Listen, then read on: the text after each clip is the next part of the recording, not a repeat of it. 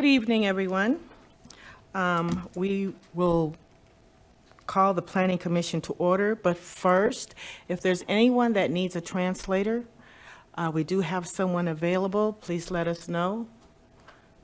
So when you step up to the podium, they can take care of it. Thank you.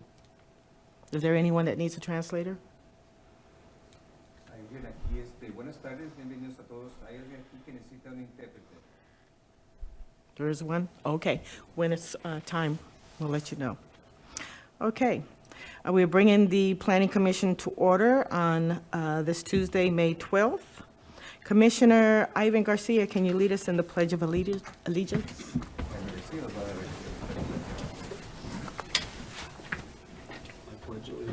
To the flag of the United States of America and to the republic for which it stands, one nation, under God, indivisible, with liberty and justice for all. Okay, and now, Ms. Lopez, will you have the roll call?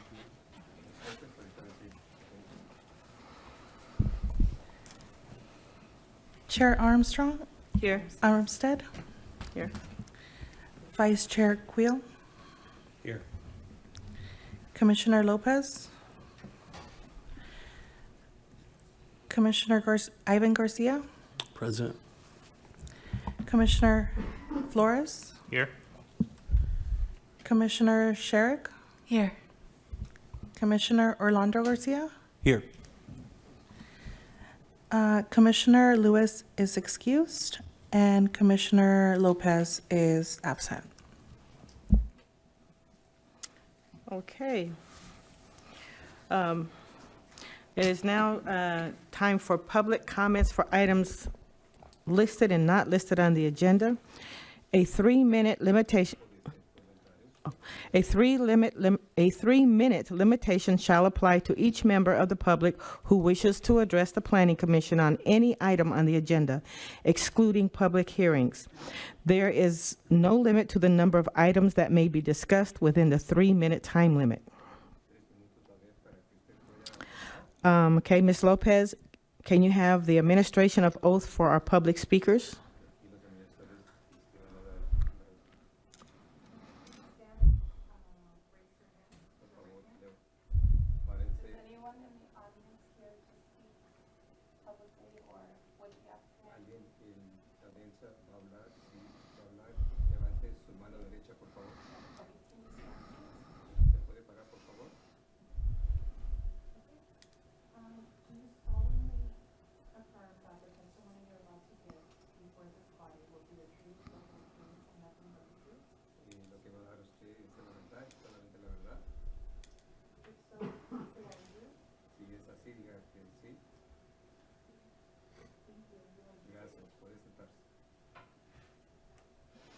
Okay, is there anyone wishing to speak on a matter that is not on the agenda? ¿Alguien quiere hablar de algo que no está en la agenda?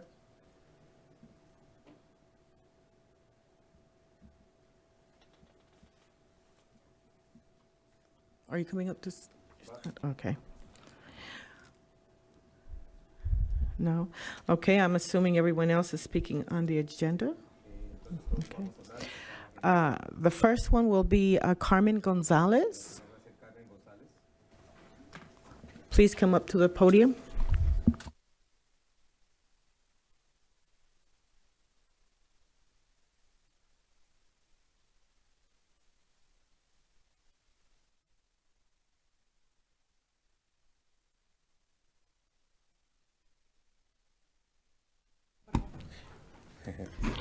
Hola, buenas tardes. Hola, hello, good afternoon.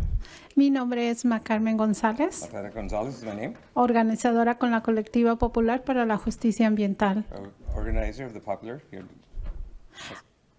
Mi comentario es My nada comment más que bueno que regresa para atrás. Estoy a favor de que regrese para atrás el I'm in proyecto favor that the project come back, para tener más diálogo. so we can have more dialogue.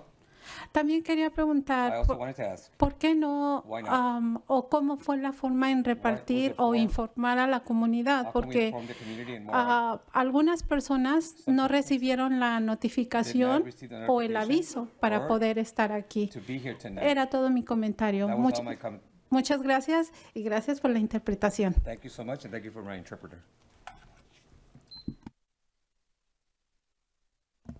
Thank you. The next speaker is Francis Chu. I'm sorry, I think the proponent on item number 2.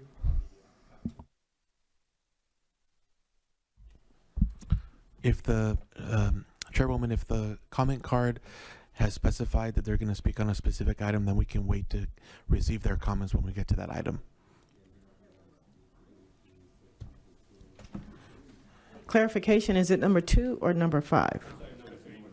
Number 3? Okay. All right, so we will wait. The next one, oh, well, yours is number 3. Okay, and the next one, Christian Flores. Yours is for item number 5 is specific, sir? So we wait until that. Do we wait or do we go ahead? Does he get- If his comment is for item 5, then we can wait till We can then. wait till number 5. Okay, we'll call you back up, sir.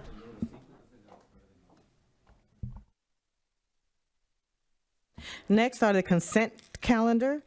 The next item is a consent agenda. Consent items are routine in nature and may be enacted in one motion.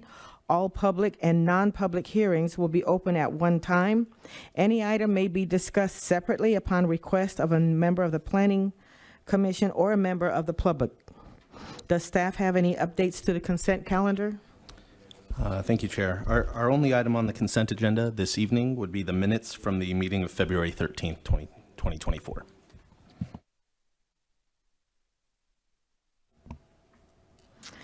Is there anyone wishing to speak on the consent calendar?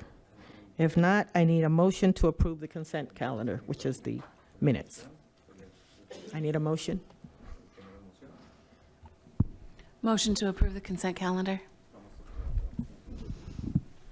Second.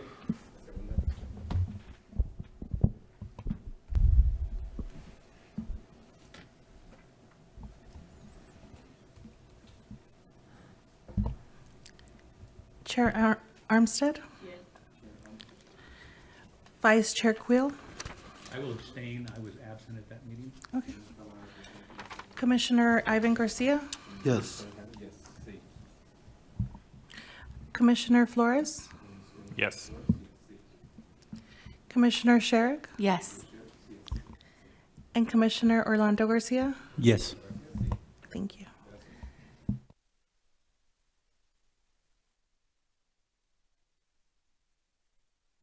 Six yes, one abstain. Okay. Chairwoman, 1 second. Can you clarify, was that 5 yes and 1 abstain? Yes, 5. Okay, thank you.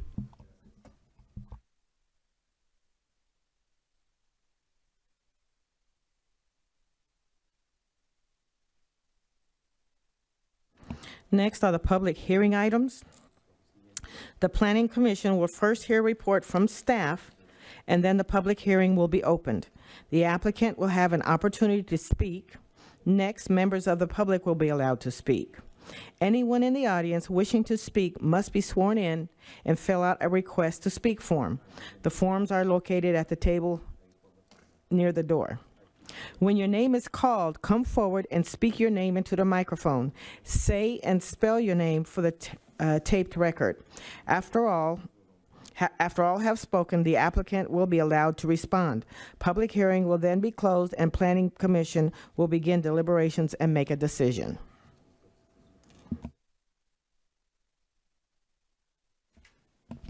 All decisions except the general plan amendments and municipal code amendments are final actions unless an appeal is filed, and fees are paid within 15 days to the Community and Economic Development Department. If you challenge the resulting action of the Planning Commission in court, you may be limited to raising only those issues you or someone else raised during the public hearing described in this agenda or in written correspondence delivered to the Community Development and Housing Development or before the public hearing. Okay, now we will introduce the public hearing items. Item number 2, conditional use permit 23-06. We need staff presentation. Good evening, Commissioners. Item number 2 is conditional use permit 23-06. The proposed project is a restaurant with drive-through to be located on the northeast corner of West 5th Street and North G Street on a parcel comprised of approximately 0.51 acres within the Commercial General CR2 zone and the Transit District Overlay District. Here we have an aerial view of the existing site and the surrounding uses. There are some proposed future developments to Sonic here, to the Sonic that was previously approved with the expansion of the In-N-Out drive-through car wash here. Here we have additional drive-through restaurants, convenience stores that are fully developed. This aerial is a little bit outdated, so it doesn't show the current development. And this will be the final development for the 5th Street Gateway project here, and it would be a Chipotle to be proposed there at that site. Here we have our zoning map. As you can see, it is within the CR2 zone. It is within our Transit District overlay as well. And so they will be providing some additional amenities to accommodate for that. As part of the proposed project, it is consistent of a 2,325 square foot restaurant. It's going to be a drive-through lane. The drive-through lane is actually going to be a drive-up e-pickup. So your typical drive-through lane, you go in and you order there at the menu board and then you pick up your food. In this case, you'll have to pre-order your food through a app that Chipotle has. So this is something new and innovative. You pre-order it and you drive up to pick up your order. It is going to have up to 7 vehicle stacking. As part of the restaurant as well, you are able to walk in because they are going to have walk-in services where you can go in and pick up your food and also eat indoors and outdoors as well. The operations are going to be Monday through Sunday between the hours of 8 a.m. and 11 p.m. They're expecting to have approximately 20 employees, 8 employees per shift.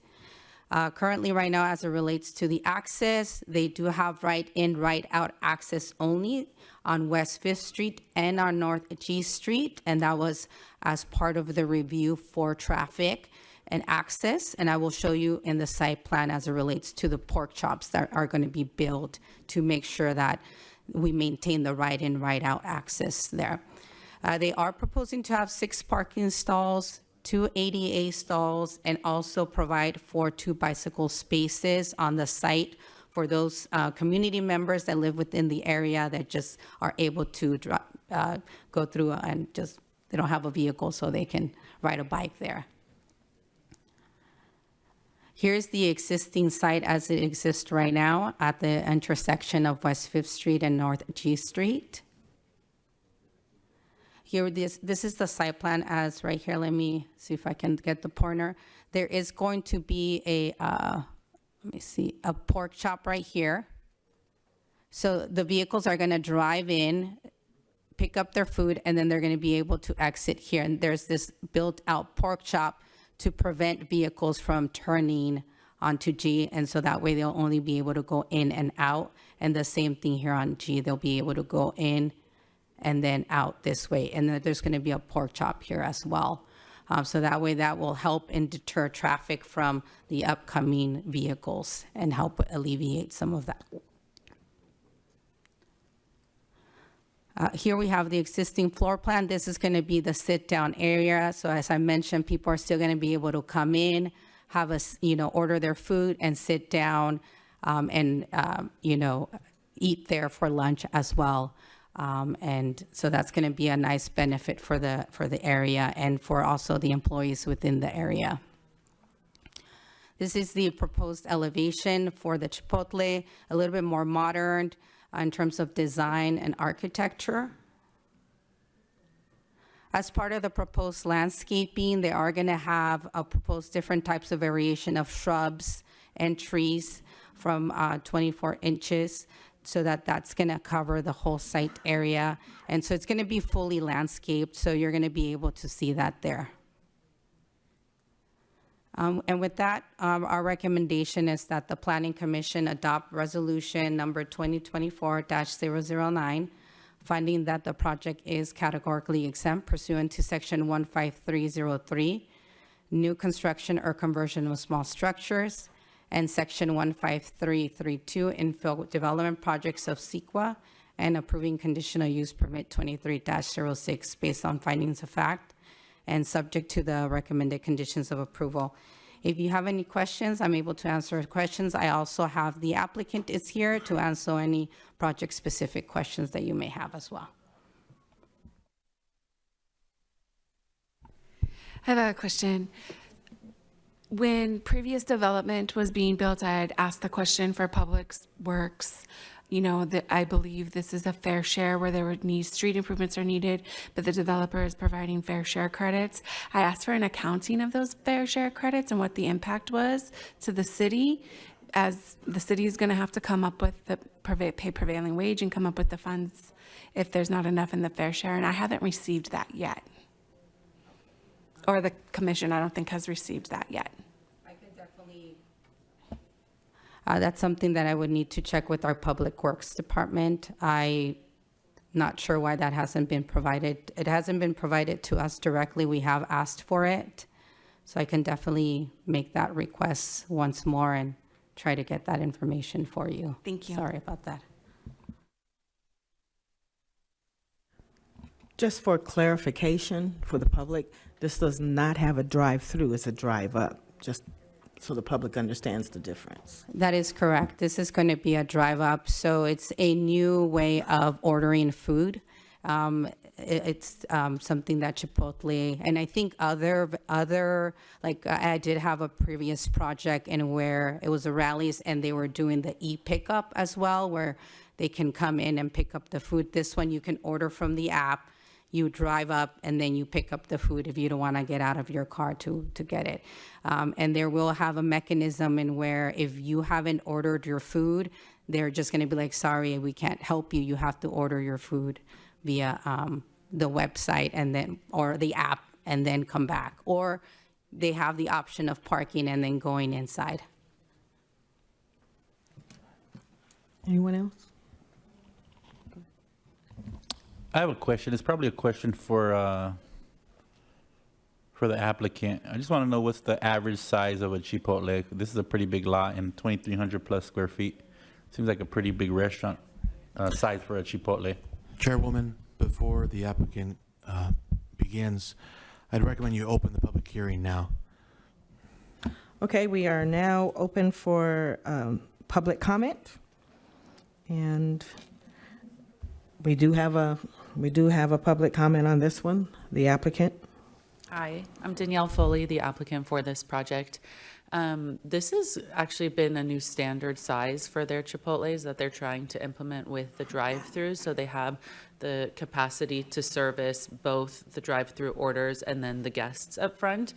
And, you know, it might seem like a large site, but trying to get the circulation and the trash pickup, we did have a lot of challenges with it, but I think we're really happy with how it ended up.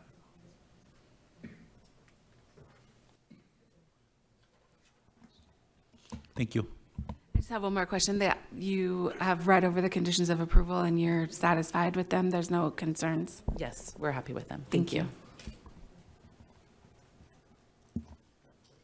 Through the chair, I have a question, perhaps staff or perhaps you can help me with this. How do you identify the drive-through or drive-up so that people don't pull into the driveway and think they can order? Is there an outdoor menu sign? No, so there's no menu sign to order at. So I actually have one of these by my house, and I did drive up, and they told me to drive around and then come back if I wanted to place the order. So there is signage at the entry for pickup, not identifying not a drive-through, but it does identify pickup, but there's no menu board, so no one can order, you just have to drive up to the window. Okay, so the sign indicates pickup. It does not indicate drive-through? Correct. Okay, thank you. You're welcome. Anyone else? I do have a question. How critical is the study you're talking about for a project like this? How critical? I don't know. Maybe staff could answer. In my opinion, I don't think it's critical to hold up the project, but it's something that I would like to know when we're approving these projects, what the impact is to general fund or restricted funds. Can someone answer that for us? I don't think there's anyone here There's no from one here from Public planning. Works. Yeah, From we need Public Works? somebody from Public Works to be able to provide that answer. It has been brought to their attention. We can definitely, they are a busy group, so we can definitely ask them, reiterate the need and the request and try to get something for the next meeting. Didn't we request a few meetings ago to have someone from Public Works here so we can take care of any of these issues? We have, not coming? yes, the commission has requested that, and we have brought that up. I do believe they have a new director, so we can definitely reiterate that information to the new director. So that way they're aware if we can have somebody from Public Works staff be present at the meetings, then we can have them at the meetings. That would help us quite a bit because you can't answer these questions. It's not on you. Thank you. Any other questions? Go ahead. I got a comment. I'm looking at your signage plan, and there is a paint sign on the, it'll be facing westbound right in on the entrance. It does say drive-through. I think the concern is, because I think Chipotle is very, very popular. I wouldn't say it's as popular as In-N-Out, but I know it's going to be a popular site. The concern is that the cars end up backing up on facing westbound on 5th Street. If you look on, I don't know what, it's page 45 of our packet. You can see the the vehicles kind of piling up there showing. The concern is that they end up on 5th Street, kind of like it looks right now at In-N-Out. I'm not sure that we're fully prepared because I'd probably do the same thing, just drive in assuming I can order. I'm not sure if there's an answer for that. Yeah, so the intent of the pickup is to have the customers at the window for less than 2 minutes. So, In-N-Out obviously takes a little bit longer. You place your order, then you pay, and then you get your food. Here, the whole intention is to be under 2 minutes, pick up the order, and then go. Assuming the individual in the vehicle has an order ready to go and there's not 4 or 5 people in line trying to place an order. I guess my question is, there's a signage map. You have stop signs, you have paint signs that identifies all that. Is there something actually identifying, like I believe Commissioner Quill asked? So that is something that will be reviewed separately as part of the, signage isn't reviewed as part of the CU, the entitlement, CUP, that's reviewed separately. So that is something that I can definitely make a notation when the project comes in, that we make sure that we confirm all signage and identify all signage properly for the site. So we can definitely clarify that condition further as it relates to signage being reviewed separately, and then just indicate that as part of the review for the signage, we make sure that we have clear signage identifying that this is a drive-up, a pickup, not a drive-through. So we can definitely make that additional stipulation within that condition, if that would be good with the commission. Yeah, I think so, and it's not a me thing. I mean, I think just generally speaking, I'd probably be one not knowing, especially having the new e-pickup, that we'd be piling in there, and then that rush hour around there, if you drive that often, it gets backed up already, so we're gonna back up the traffic towards the freeway, especially at that hour going that direction. But just something to definitely consider. Thank you so much. We can definitely format that condition. Let me quickly pull that condition. We do have a condition of signage is reviewed separately, and we can further modify that and just clearly stipulate to clarify in review of the signage that they identify this is a pickup area, not a drive-through area, and that's posted. Perfect. Thank you. Any other comments?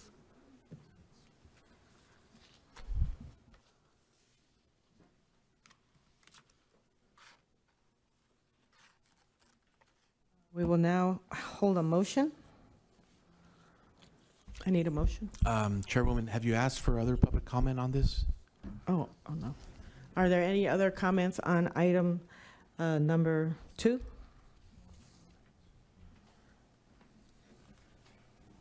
None? You Okay. could close the public hearing now if you like. Oh, okay, so now we will close the public comment on this item, and we need a motion. I'll make a motion to approve conditional use permit 23-06. I'll second. Okay, we now take a vote. Chair Armstead? Vice Chair Coyle?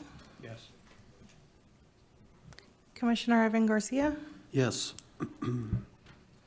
Commissioner Flores? Yes. Commissioner Sherrick? Yes. And Commissioner Orlando Garcia? Yes. The vote is unanimous. It passes. We will now discuss public hearing item number 4, conditional use permit 23-17. I'm sorry, item 3, I'm sorry. We're now have public comment on conditional use permit 23-10. I'm sorry. Okay. If I may, before we hand off this item to Elizabeth, for conditional use permit 2310, it was noticed after the packet was distributed that there was a specific exhibit for the item. This was the exhibit justifying the categorical exemption for the project. It was included in the packet, but there was an error in compiling the complete agenda where the exhibit was split, and there were some other pages that were inserted in the middle of that.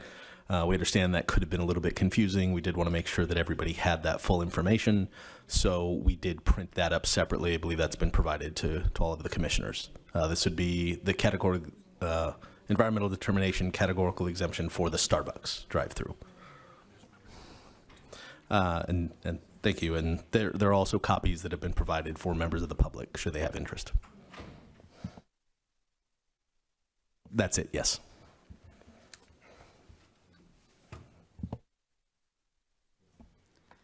Okay, and with that, item number 3 is conditional use permit 23-10.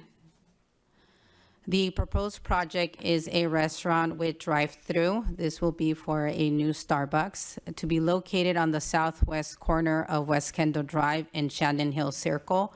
This will be located within an existing commercial shopping center that has multiple tenants. The parcel in itself is a single parcel that is part of this shopping center. I'm not sure if the commissioners are aware, this is where the Stater Brothers is located at.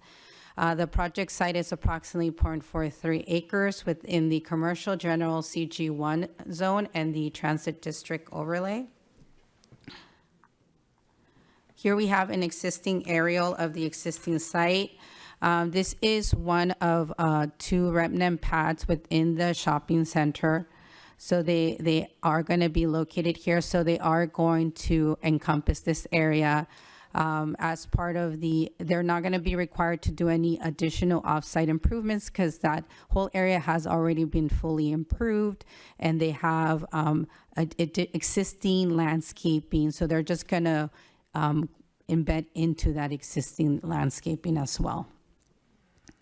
Here we have the existing project zoning area. As you can see, it is within the commercial CG1 surrounding area, and it has existing residential neighborhood that surrounds the whole site.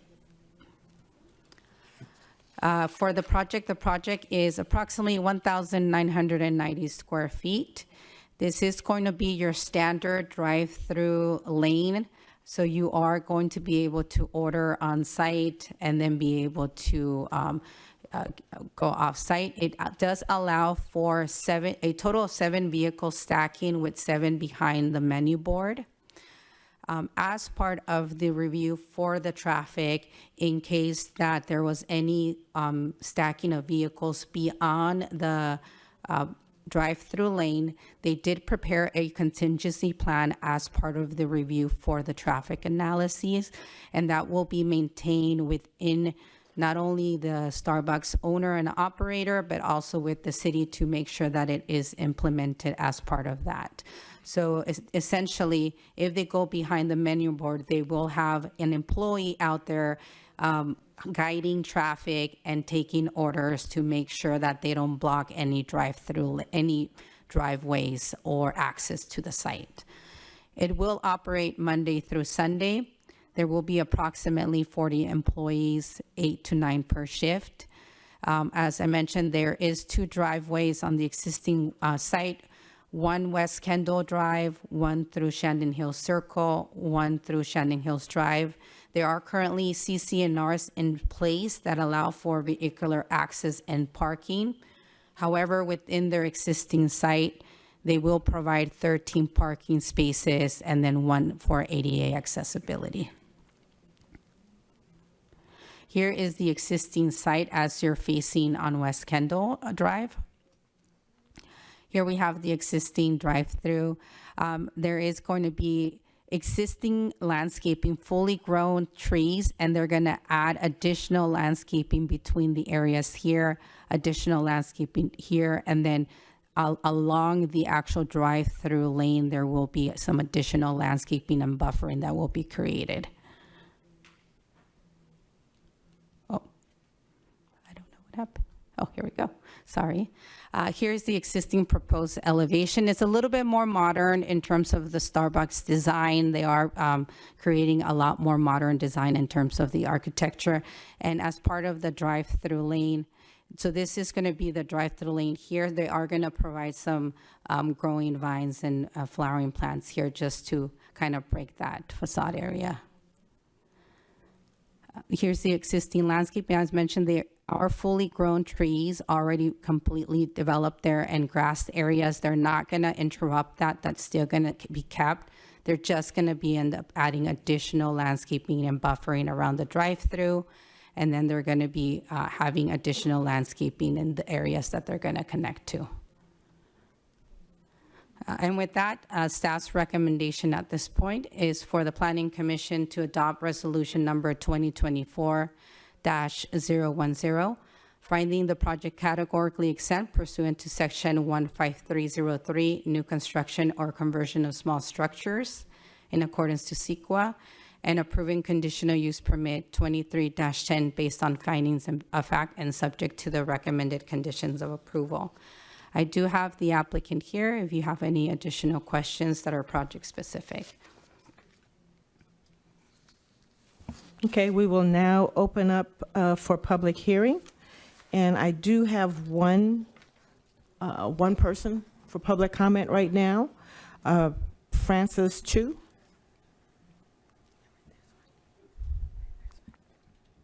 Good evening, Planning Commissioners. Good evening, Planning Commissioners. My name is Francis Chu.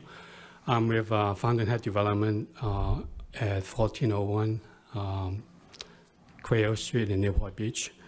I just want to say it took us a little more than 4 years to finally be able to bring Starbucks on this sort of underused vacant property, and we hope that this would be an impetus to help maintain and entice additional tenants to complete the entire development. I also want to say thank you to Elizabeth. We made the application kind of in the summer of last year, and the project was kind of linger a little bit until Elizabeth was assigned the project, and she was like kind of late. But once she's on board, she was able to push us along to tonight. So I want to thank her and appreciate the fact that she's kind of pushing her way in to get this done. I'm also here for any questions, if you have any.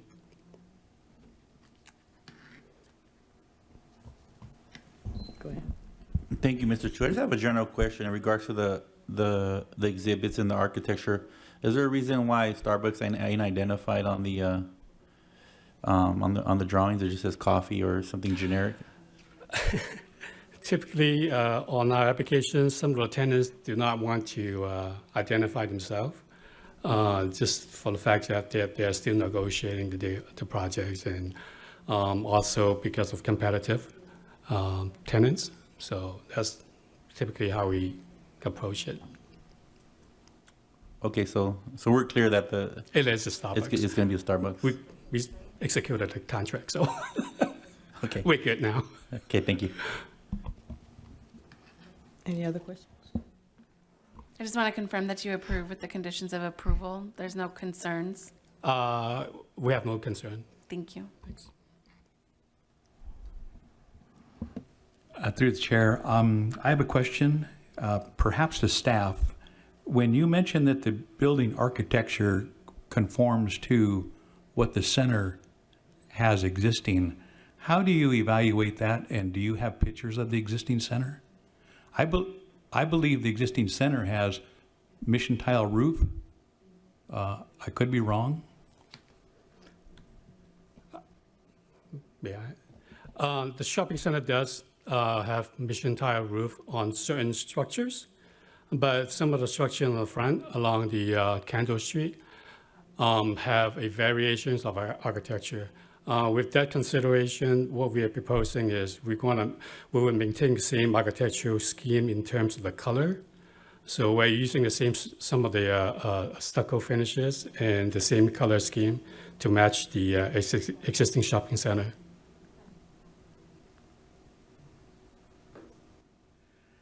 There's a Chase Bank up there also? Yeah, right? there's a Chase Bank to the west of our project, and there's I think it's an auto dealership to the east. Yeah. Does the Chase Bank doesn't have No, Spanish tile? Yeah, there's some of a flat roof Yeah. look. Okay. All right, thank you.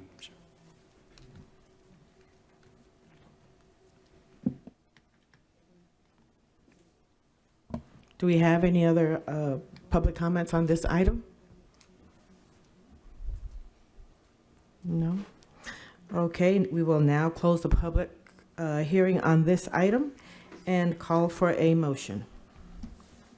I'll make a motion that the Planning Commission adopt resolution number 2024-010, approving conditional use permit 2310, based on the findings and facts and subject to recommended conditions of approval.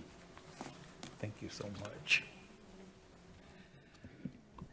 I'll second. Okay. We will now proceed with the vote. Chair Armstead? Vice Chair Queel? Aye. Commissioner Ivan Garcia? Yes. Commissioner Flores? Yes. Commissioner Sherrick? Yes. And Commissioner Orlando Garcia? Yes. The vote is unanimous. It passes. Okay, now we will proceed to item number 4, conditional use permit 23-17 for the operation of a drive-through car wash. Go ahead. If I may, as well, before we get to the presentation, similar to the last item, there was one error in the compilation of the packet that we also identified. Following the categorical exemption exhibit that was included for the car wash item, 2317, there should have been a page that provided a link to where the technical studies for that exemption, in this case, the traffic memorandum and the noise impact analysis, were available.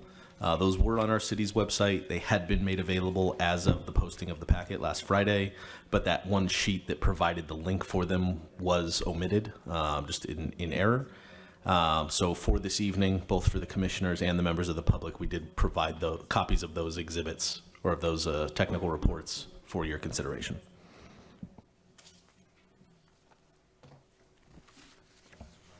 Okay, and with that, Commissioners, I bring to you item number 4. Item number 4 is conditional use permit 23-17.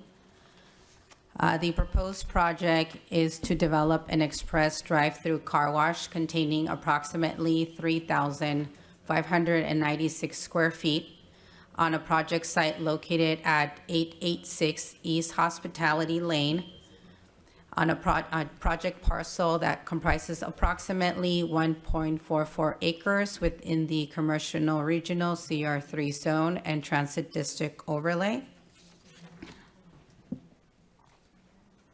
Here we have the existing site as proposed. The existing site is an existing vacant property that is part of this existing the North Point shopping center, so it encompasses that area, and it is surrounded predominantly of commercial office and commercial retail uses, as well as hotels and motels. Here we have the existing project site. As you can see, it is located within the Commercial Regional CR3 zone. The proposed project will have approximately 3,596 square feet. It will have 3 lanes for queuing that I will show you within the next site, the site plan. It will operate Monday through Sunday between the hours of 7 a.m. to 9 p.m. It will have approximately 2 to 4 employees per shift, 2 shifts per day. As part of the improvement for the site, it will go into a new signalized intersection on East Hospitality Lane, and I will provide further details about that. The project site will have 19 parking stalls. We would have 14 vacuum stalls, 2 ADA vacuum stalls, 2 employee stalls, and 1 ADA stall. There are existing CCNRs in place at the site for existing access and reciprocal access, as well as parking for the existing site. As part of this project, they do have to provide a they have to provide in accordance with section 19.19a.060 that subject to a CUP, the project has to provide an economic stimulus development activity as required for the processing of the conditional use permit. Therefore, the applicant did provide a justification letter identifying the additional economic development activity that it will generate as part of it coming into this site. One of the main things is for the on-site and building construction. As part of the construction for this development, full construction, it would have implemented approximately $3.5 to $4 million, and in that process employ approximately 50 skilled laborers, ranging in different kinds of trades, from masons, carpenters, electricians, plumbers, and concrete and similar trade permits. Additionally, as part of the off-site improvements, they will pay into the new signalized intersection. And I'm going to take you back a little bit to the aerial view. So currently right now we have existing project development for a Dutch Pros across the street, and then we have an open pad. As part of the previously approved Dutch Pros, they were conditioned to have a signalized intersection. The amount for that new signalized intersection was too much for them. So then this developer, when they came in, they're going to pay into that new signalized intersection, and it's going to have full improvements. So they've already have currently under review within the Public Works Department reviewing the construction drawings for that new signalized intersection. So that's how they're going to provide that additional economic stimulus, because now with this new new signalized intersection, the Dutch Bros will be providing new employment, new accessibility, new benefits, and then with the future pad, it's going to incentivize somebody else being able to come in quickly and take over the pad, because they're going to have now a new signalized intersection at that area. Additionally, currently the property as assessed, if I may, really quick. So currently the property value as assessed for the taxation is $9,601 at a value of $731,000 approximately. The tax rate is 1.2%. With a new development there, that taxation will increase. So then, everything will get taxed higher. So then they will be able to pay more into taxation, which is a benefit for the surrounding, local agencies on that aspect. Additionally, as part of the additional community benefits, the business operator, Quick Quack, as the developer, they will pay additional development impact fees associated with all the improvements, pay any additional fees associated with pulling permits, application fees, and they also do fundraising events. As of 2023, the average contribution per location for a Quick Quack is approximately $5,500. And they're also here, so that if you have additional questions regarding that, they can definitely answer that information. So that's how we were able to provide the justification for the support of the conditional use permit as it relates to providing that additional economic development activity and stimulate that area. Here you have the existing site facing north on East Hospitality Lane. As it is right now, as you can see, there is the existing SBX line that will get altered with the new signalized area. The Dutch Bros has been digitally working with Public Works, and they do currently have construction drawings in place and under review for that whole improvement of that intersection. Here is just kind of a boiler template in terms of how that intersection looks conceptually, as it's not fully developed because that's currently being reviewed, but conceptually the signalized areas would be here, so then vehicles would be able to go into the site, circulate around the site, so that way they don't block driveways or drive aisles, circulate through the area and then out. And so that kind of will alleviate any backup in this area. So that's one of the important features that they've provided. And then they'll be able to go in and out of the site, as well accommodating for the SBX site. So it's fully improved, and the Dutch Bros has been working in conjunction with this development and with Public Works to make sure that we have a satisfactory intersection that matches and is with the similar design as the rest of that whole intersection. Because as you can see, hospitality has a uniqueness to it. So this intersection will match that. As the part of the proposed elevation, one of the requirements we did ask for is for them to have a similar match as it relates to the design. So they did tone down the colors a little bit more, so it's not that bright yellow colors. It's a little bit more of the warm toned, more stone veneer colors. So that way, although, because that whole center has different types of architectural elements across the board, so this was kind of the happy medium that alleviated not only keeping their branding, but also matching the center that we have out there at the site location. As part of that, there is also existing landscaping and improvements. So they are going to improve this whole intersection, but they are going to be able to maintain some of the existing landscaping and fully grown landscaping of the site, plus add additional landscaping and buffering that will protect the site And so it's going to be a fully landscaped area, and the other pads as well will be fully landscaped as well.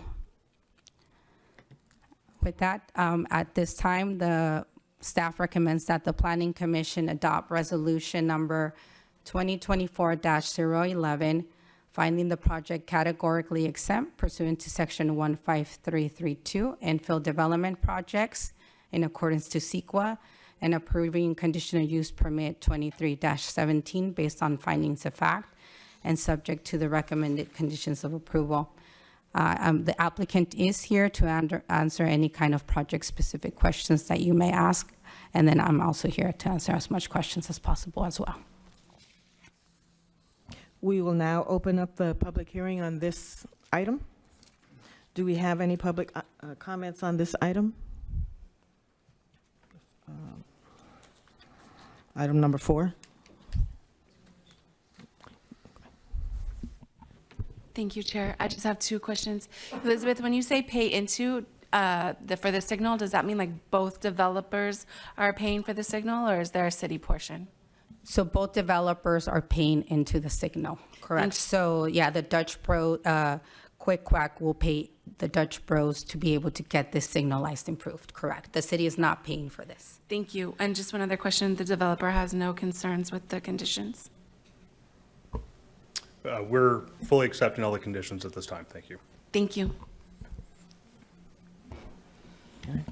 I have a question / observation.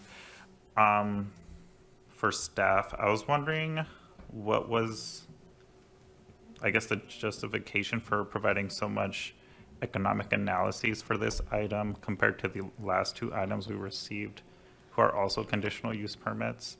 So, and this one specifically, according to section 19.1906, within this specific transit district overlay, it requires for the project to provide an additional economic stimulus development activity, since these types of uses are restricted. So there is a restriction in having the number of car washes within the area.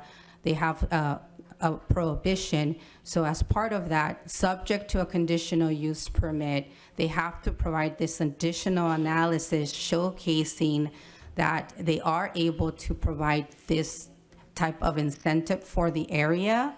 And that is why we ask for this additional data, to be able to properly justify that request and be able to justify the support for the conditional use permit. Wasn't the Chipotle also on a transit overlay?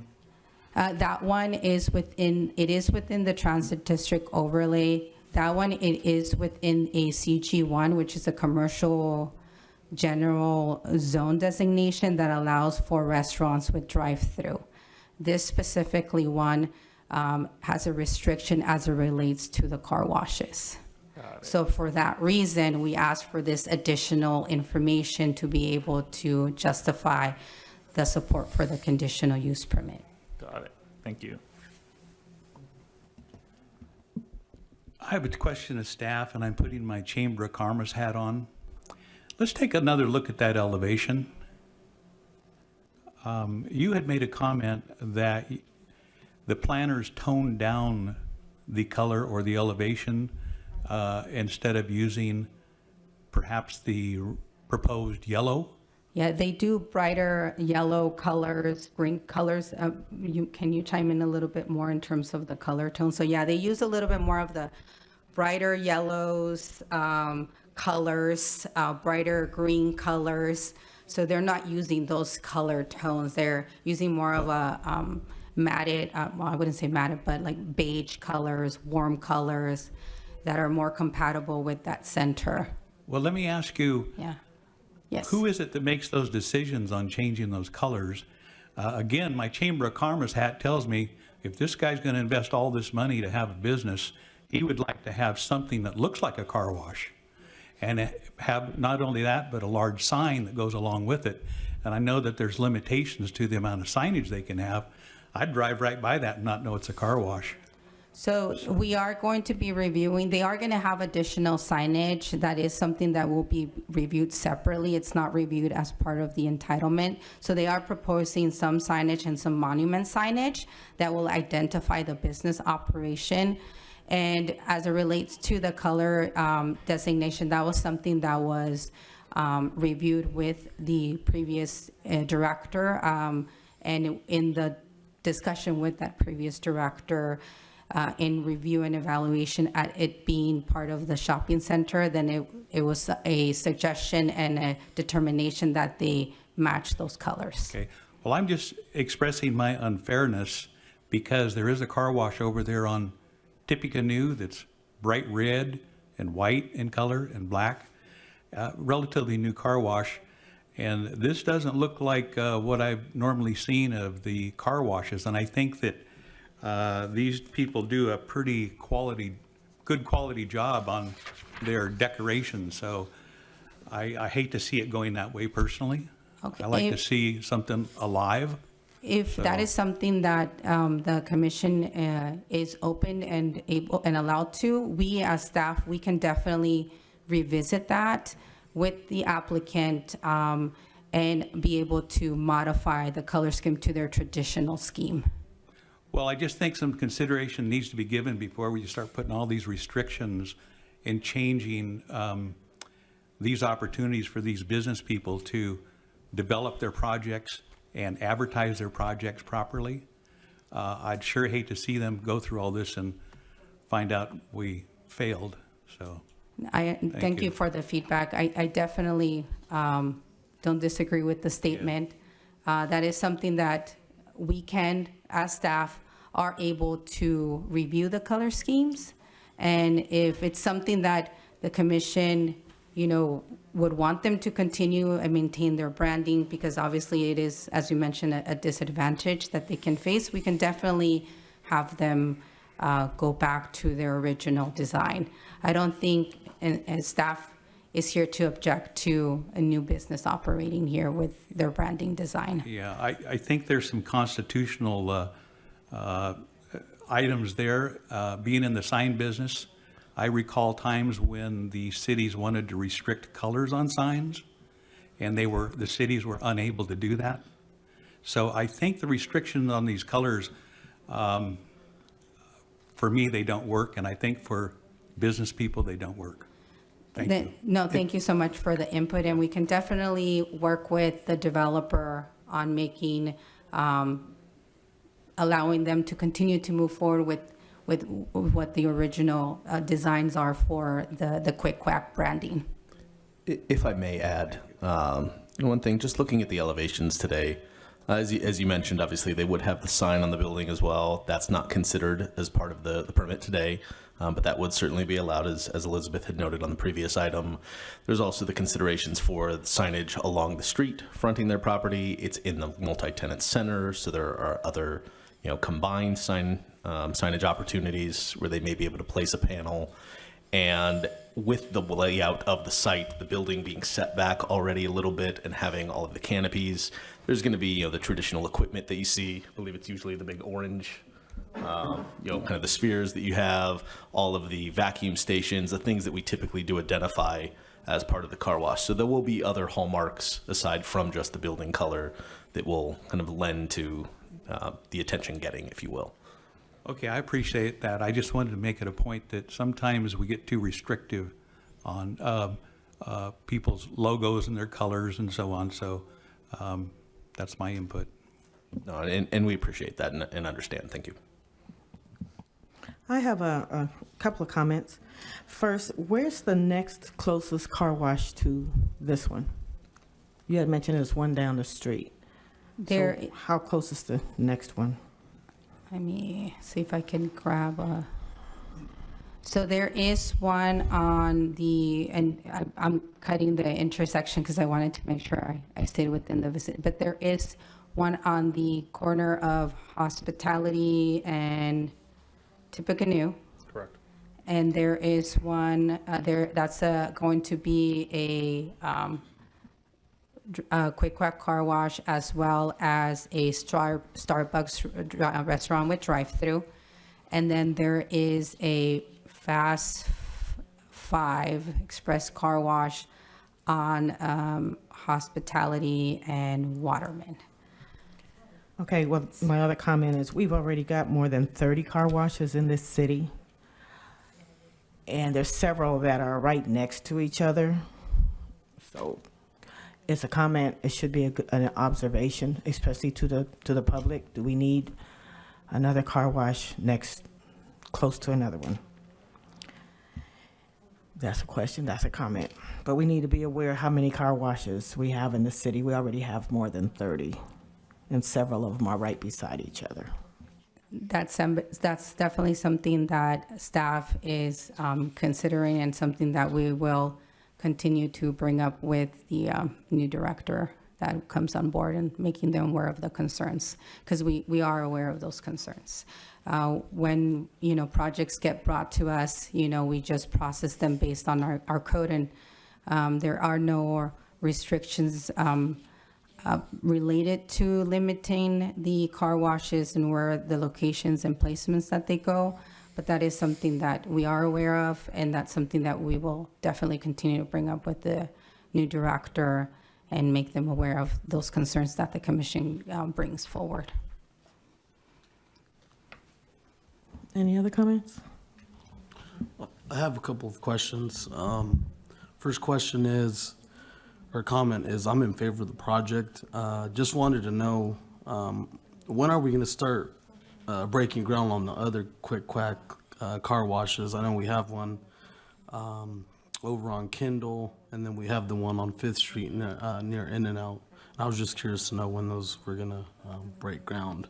So the one for Kendall, that one is going to be breaking ground. Their goal is to try to obtain, and I know this because they asked this question this week, they will be obtaining the construction drawings probably within the next week or so.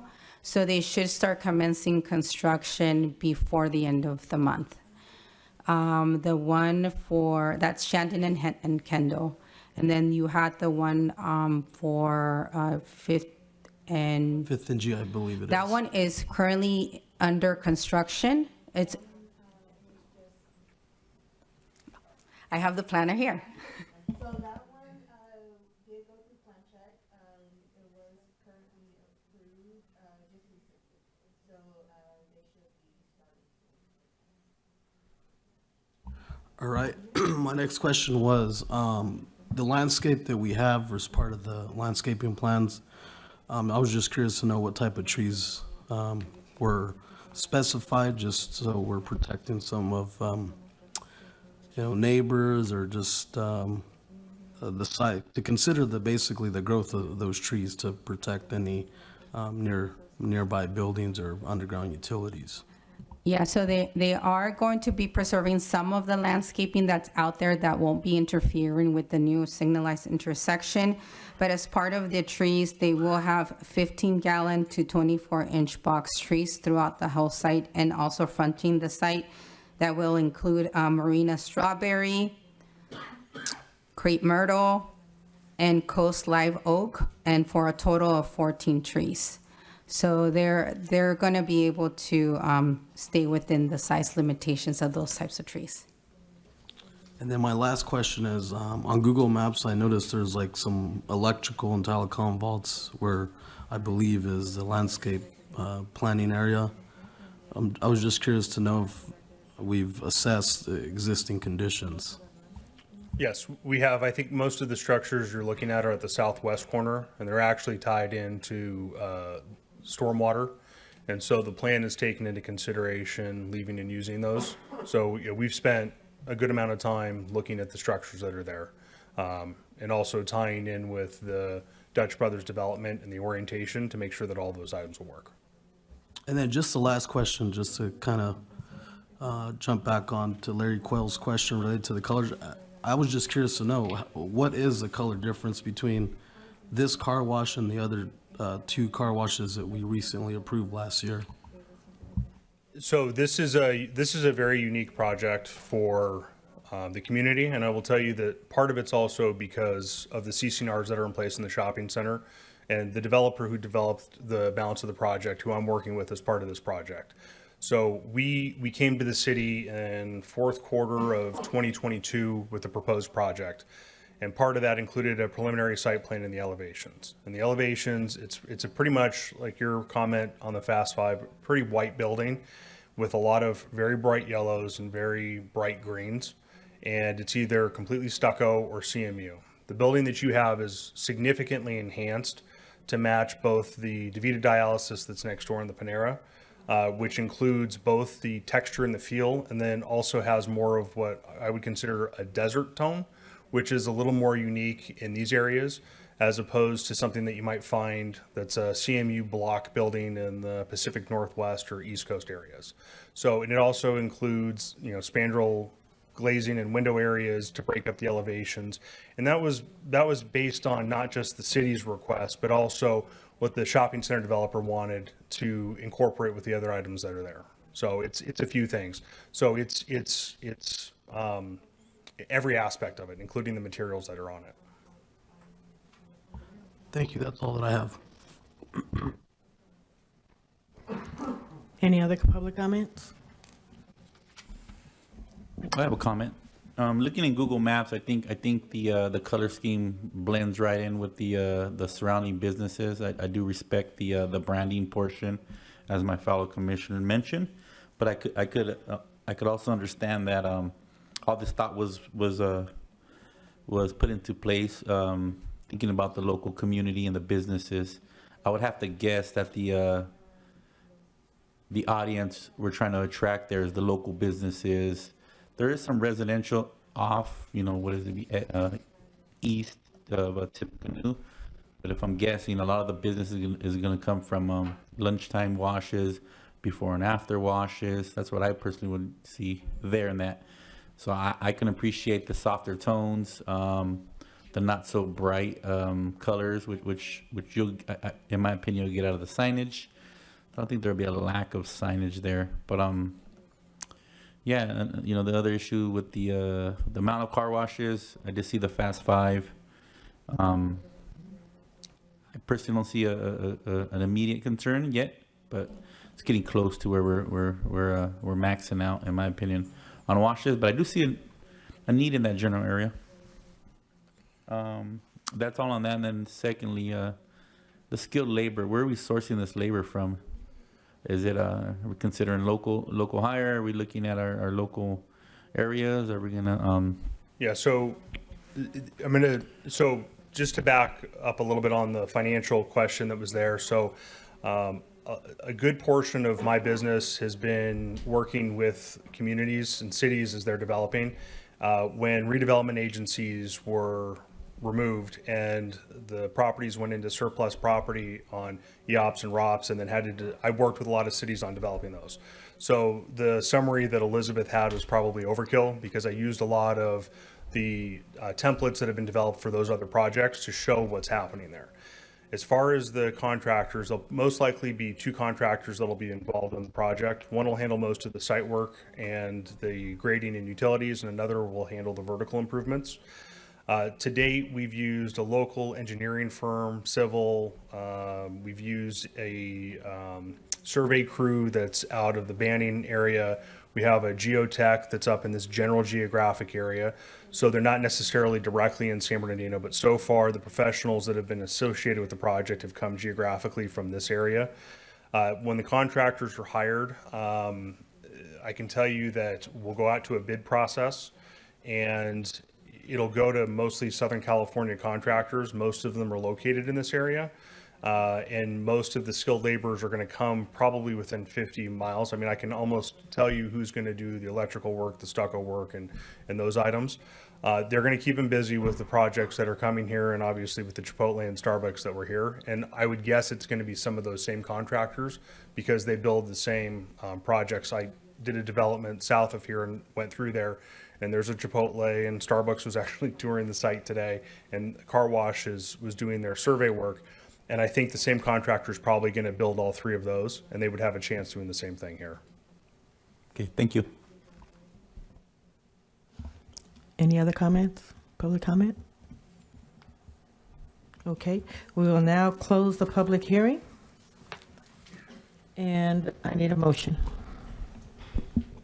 I move to approve Resolution 2024-011 and approve conditional use permit 23-17. I'll second that.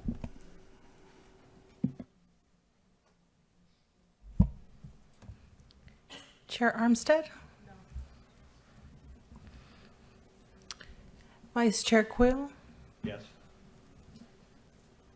Commissioner Evan Garcia? Yes. Commissioner Flores? No. Commissioner Sherrick? Yes. Commissioner Orlando Garcia? Yes.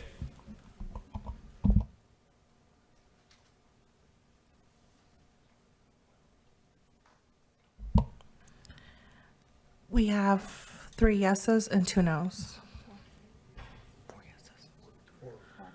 4. The vote passes.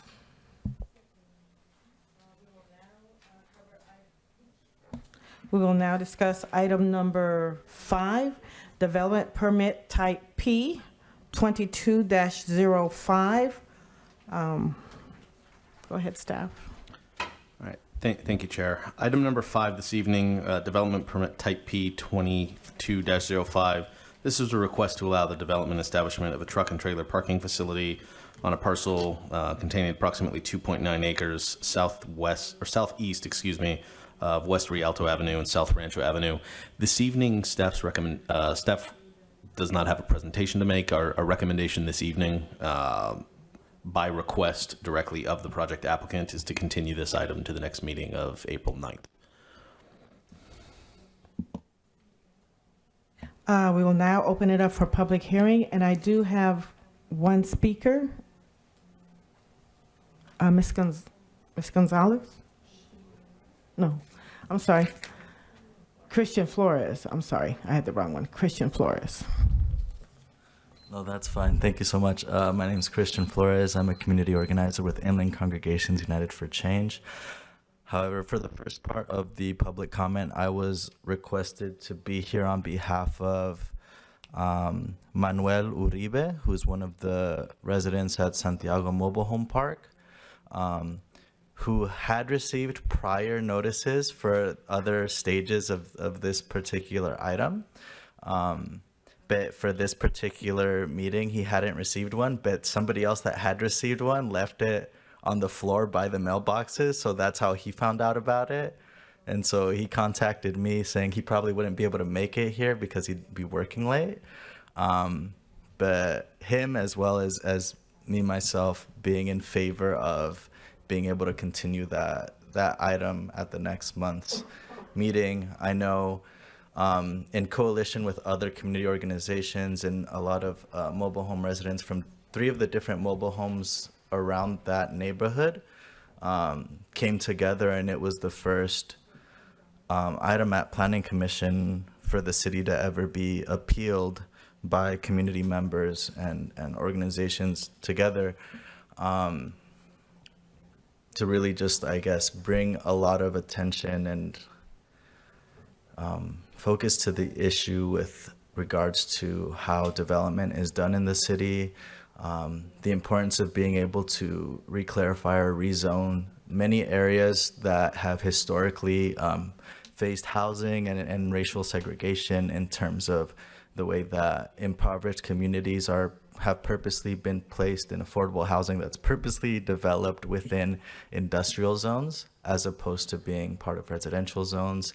And as such, they have suffered from a lot of side effects of being close to the industrial areas in terms of the environment, in terms of health issues, sound issues, and now infrastructure issues because they're mobile homes who don't have fixed foundations next to many trucks that are going through, creating a lot of tremors. That being said, unfortunately, a lot of the community members that have been here at prior meetings to push for this issue aren't here. I think there's at least 4 people here today. 5, maybe 6? Okay. So some new faces, also speaking to the inconsistency in terms of the notification process, but also just happy to see more people coming out and getting involved in the process. Yeah, so thank you so much for your time, and hopefully we'll see you next month. Any other public speakers on this item?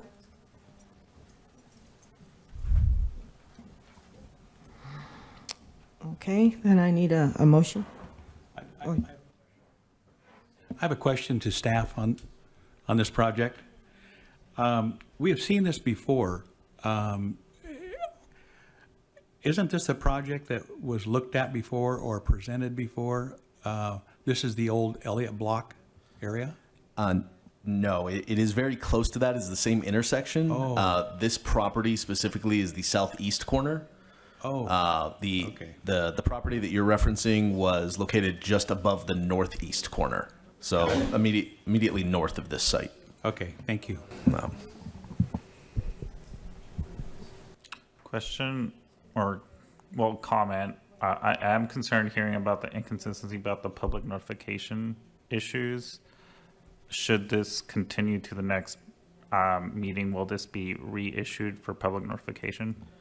So I would clarify on that. The only other public meeting that this item has gone through, as all items that come to the Planning Commission do, would be through the Development and Environmental Review Committee. At that meeting, because there's no formal action taken on the item, it was simply moved forward to the Planning Commission for consideration. There was not noticing done. That is a standard practice, as you know, as outlined in our code. We notify for hearings Planning Commission, DRC, or City Council when we are looking for a formal recommendation, either of approval or, should it be going to council, a recommendation for their approval or consideration. The DRC was simply a review hearing to consider draft conditions and, you know, be moved forward to the Planning Commission. So there wasn't noticing done. I'm not sure exactly what notices were referred to. For this meeting, I can say we did notice properly, as is required, 1,000 feet to both owners and occupants. Should this item be continued as recommended to the April meeting, being that it's continued to a date specific, we would not be required to renotice. Can I recognize a public speaker back there? I'll say that would explain why some of the people from the other project weren't notified, because... Chairwoman? Yes, if you could come to the podium. Thank you. No, thank you for clarifying that, because it is a separate corner, or like a different corner, like since it's on the upside of the street, that would mean that the notification radius would have changed. So not the same people within the same mobile home parks or on the same ends of the mobile home park would necessarily be notified, that being the case.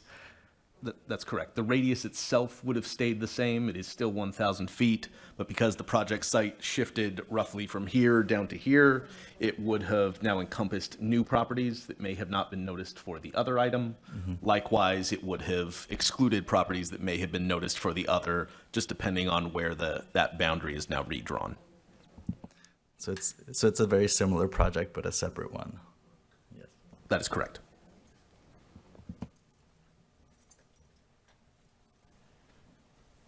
Any other public comments? Go ahead.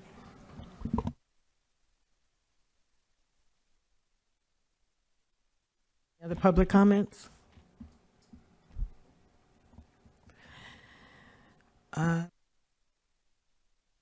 Close the public hearing on this Chairwoman, we item. we keep the public hearing open. We are? Yes, you keep it open, and if you want to continue, someone makes a motion to continue, a second and a vote, but you keep the public hearing open.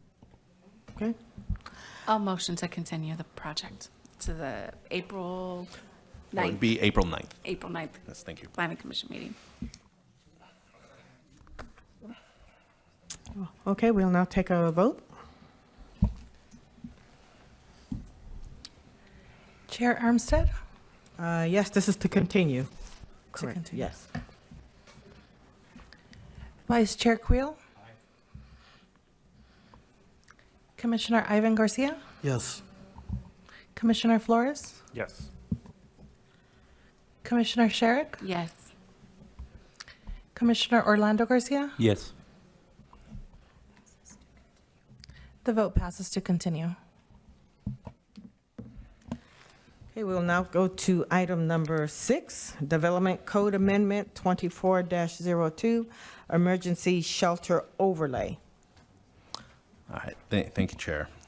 Our final item this evening, item number 6, Development Code Amendment 24-02. This is a city-initiated request to amend specific sections of the Development Code to update our emergency shelter overlay. This would be for compliance with recent state legislation. A little bit of background on this project, and bear with me, we'll try not to make this more technical than is needed. So in 2010, the city adopted the emergency shelter overlay as it exists in our code currently. That section of the code establishes areas where emergency shelters can be developed, specifically as a by right action, which means they would not require any kind of discretionary review, as you know, with the other items we've had in front of us this evening. And it identified specific properties in the city. At the time, in 2010, the properties that were identified and that remain in our overlay today were primarily industrial sites. It was some of our heavy commercial, some of our industrial light, and some of our office industrial park. Not all parcels within those zones, but specific sites that were called out throughout the city. At the time, that was compliant with state law and how we could define certain areas for this type of use. Recently, this was about 2 years ago, there was legislation that passed that requires a little bit of a rethinking of how we identify sites. Specifically, we now have to allow them in at least one zone within the city. So it's not to say we can't still include those other industrial areas, but we now have to identify a zone within the city that will allow sufficient acreage based off a capacity that I'll explain how we determine in just one moment. And that zone has to allow residential use. So the properties that we currently have in the overlay, the heavy commercial and the 2 industrial zones, they don't allow any type of other residential development. Nothing new, no multifamily or mixed use or single family, anything of that sort. So those no longer qualify to meet the threshold established by this new legislation. So coming up to recently, as we know, through the adoption of the housing element and the project that we've been working on for the last year, we have been under a stipulated judgment because of our delinquency in adoption. As part of that, there were several things that we had to complete. One was the adoption of the housing element, which I'm happy to say we did. Went through its second reading for zone changes, everything complete at the meeting last week. So it was a big occasion for us. There was also an update to the density bonus ordinance. You all may recall came through the Planning Commission back in December. That was one other item that had been identified in that judgment that we had to update. That also just got completed at the March 6th meeting. And this is now the final item, the final cleanup item that we're required to do. And this is specifically to get it in compliance with specific government code section and the legislation applicable to emergency shelters. So where we're at this evening, and with the resolution that's been put in front of you and the staff report, we took a look at properties where we allow, where we do allow them, where we could allow them, having to identify now a zoning district that allows for residential use. Understanding that the industrial zones are now off the table, which I do want to clarify, those are being left in the overlay for the time being. We're simply choosing not to add to or subtract from those. We're just looking to provide these additional properties. We did identify that in our code, and this goes back to the adoption of the overlay, the CR2 zoning district, which is primarily our downtown zoning district, does also permit shelters. So they've already been considered in that zone. They've already been analyzed, from an environmental standpoint. The only issue with the current setup of our code is that they are subject to a conditional use permit. So zoning is fine. We did analyze the properties. Sorry, let me step back because I'm tripping on myself. To identify how much property we did need, we had to look at our most recent point in time count. This is where we got and look at our housed and unhoused in the community. The 2023 point in time count that we based all of this off of identified a total of 1,017 unsheltered or unhoused within the city. And this is all called out in the analysis in the staff report as well. As part of the state legislation, we have to identify area that provides a minimum of 200 square feet per unhoused person in the community.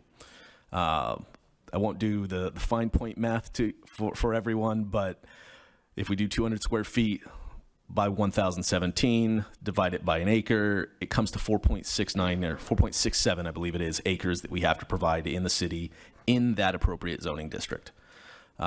Looking at the CR2 zone, we did identify a number of parcels, and that's been provided on kind of a supplemental exhibit to you this evening, along with a map of where those parcels are in the CR2 that total just under 9 acres. It's approximately 8.9 acres of vacant land. So that land we have identified would satisfy both the area. It's almost double what we're required to account for.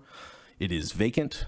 It is zoned appropriately, meeting the residential, allowing other residential uses, in this case, multifamily and mixed use.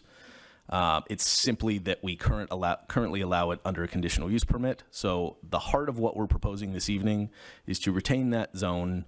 Now we are going to limit it just to those specific parcels because they are all we need to satisfy the legislation. And we would change the permitting requirement from a conditional use permit to make it a by right use, which would simply be, a staff level development permit done only for the purposes of, site plan and conformance review. With that, we do have the kind of other associated amendments in the code. That would be updating the definition, to comply with how it is written now in state law, updating the appropriate commercial and industrial tables just to kind of record what we've discussed here, and then updating the shelter overlay chapter itself just to include the incorporation of those CR2 parcels, and likewise there's an update to the specific development standards. Those now have to be 100% objective standards. This is no longer discretionary action. It's kind of the same mindset that we've had to take, with ADUs and, some of those similar projects where it's you comply with these standards, it's no question, you move forward. Yes, I apologize. Those are also included in there, and those have been drafted pretty much coming specifically from the language within the legislation. So with that, I'll say happy to answer any questions on that. I hope, I know that was a lot to take in, and thank you for bearing with me. Thank you. We will now open up for public hearing. Any comments? So this information that you're providing us, this will be provided to the state? Or where does this information go from here? So this will, the exhibit there specifically, that was some additional information we wanted to give. Unfortunately, I wasn't able to get that exhibit together that plotted where they all are in time for the distribution last week. The resolution, what would ultimately be an ordinance, should this proceed through council, that will then be the exhibits from that. Both the updates to the definitions, the land use tables, and the shelter overlay chapter itself would be incorporated as part of our development code. As a follow-up item, and as we've done now with our housing element and are currently working on with our density bonus update, we would then provide those to the state that we've been working with, simply to kind of close the book on compliance with the stipulated judgment. But there's no further review required from them. Okay, another question. Are these identified properties are all private properties? These aren't owned by the city, correct? Some are owned by the city, some are owned by private. I apologize, we weren't able to put the information parcel by parcel as far as the ownership. Okay. So this would require a rezoning for some of these privately owned properties that could put some restrictions on them for developing those properties? No, so we're not actually rezoning anything. They are currently zoned Commercial Regional 2, which is our downtown zoning district. They would remain so. And even today, absent this update in front of you, the shelters are already a use that is allowed there. The simple thing, or the key thing with this, is that they are allowed subject to a conditional use permit. And now, to comply with state law, we're requesting to change it so that they are permitted by right, absent the land use permit. But as far as what's allowed, where it's allowed, nothing is proposed to be changed as part of this update. Okay, thank you. Just have a question. I didn't see it. I might have missed it. How many beds would this provide? As I said, I don't have, I didn't do the numbers backwards, forgive me. What we did, and I may have said it very quickly, the 1,017 that we identified as unhoused, Yes. doing the formula, you know, as is required in the assembly bill, it's 200 square feet per person. You know, 1,017 by 200, forgive me on rounding the numbers, but it's somewhere between 140, 150,000 square feet. I'm off on that number, sorry. I forget the exact square footage, but it comes down to 4.67 acres. So that would provide enough area for those 1,017 beds. What we've done, because we do want to account for the fact that not every parcel, you know, may end up turning into something or turning into a shelter. We wanted to pad that a little bit, so we used all the vacant, identifiable, you know, qualifiable property within the downtown. One other thing I would add, and I realize I omitted this in the original presentation, this is not authorizing, through the update to this section, this does not authorize the actual development of any shelter. Just as with the housing element, this is laying policy and laying the permission structure or the permitting structure so that should someone come in and propose to develop one, they would have the mechanism to do so in compliance with the law.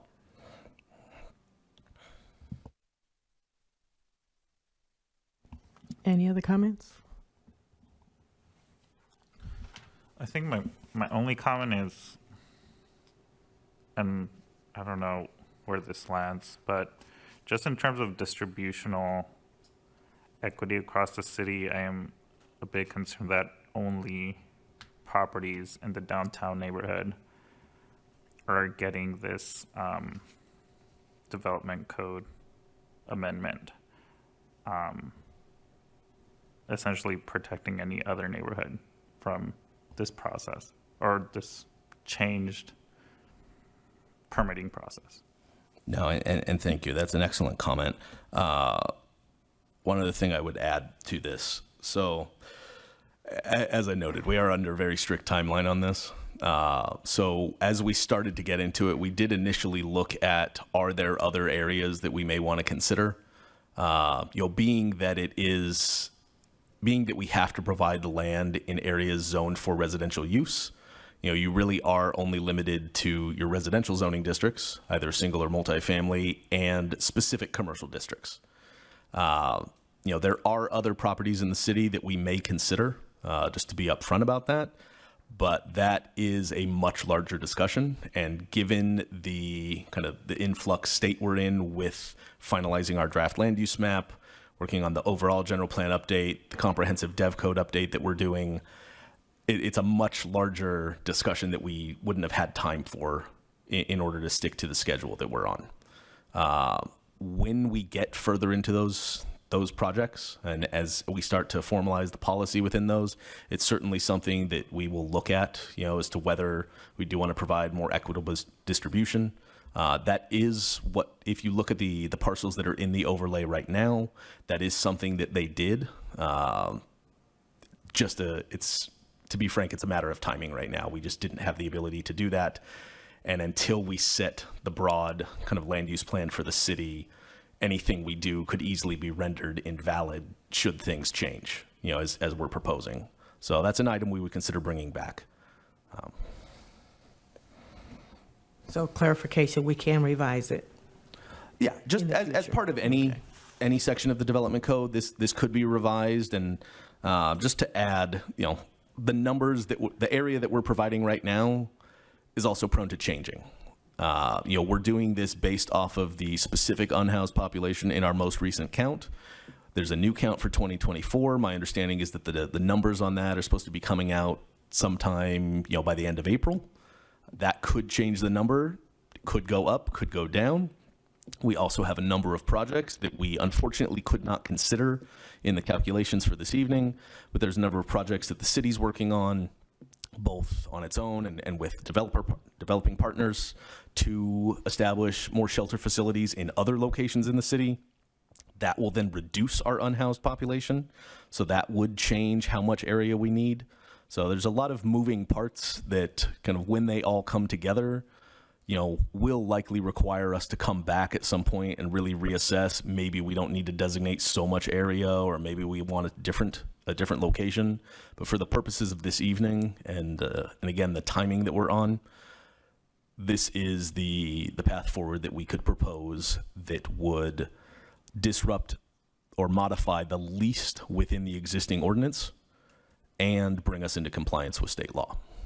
And that was really where we tried to land, so that we could make sure to address both. I understand exactly what you're saying, and getting in compliance is good. But in considering this, was any consideration given to all the property or state property down around the Orange Show, or some of the large vacant parcels down there that are, I guess that's a state property and it can't be incorporated in this use? And I'm asking that because this is all around where all the new development is going to be going for the where we remove the mall. Yeah, this is all just a little bit north of that, kind of between roughly like 6th and 8th Street, north, give or take. No, just to be very honest, no, we didn't look at other properties specifically because, and this is similar, if I can try to relate it to a different project, similar to the rezonings that we were doing for our regional housing needs with housing element, to go in and add, especially in areas where this type of use has never been considered. When we go in and do that, there are additional impacts that we have to analyze. That's all done through the environmental analysis for the project. That is not something that we had time for through this process. So we did, again, going back to why we stuck with the CR2, is that zone has already had that analysis completed. And changing the permitting structure within that zone doesn't create or modify the potential impacts that we've considered. Should we want to go do that, and as I mentioned for Commissioner Flores, we can certainly do that with the broader update, but it would be something that would make it unfeasible for us to stay in compliance with the judgment. And should we not, then there are penalties, things that could come down that would be detrimental to the department. So this is a kind of an interim, if you will, way of addressing this matter. What is the timeline? We're required through the stipulated judgment to have this adopted by April 17th. The schedule that we're on right now, obviously we're here on March 12th with the Planning Commission. Should this item proceed through tonight, we are already have preliminarily scheduled, the item for an initial reading with the council at their meeting on April 3rd, and then the second reading that would formally adopt the item would be on the 17th. So it would get us right to that When line. did we know about this?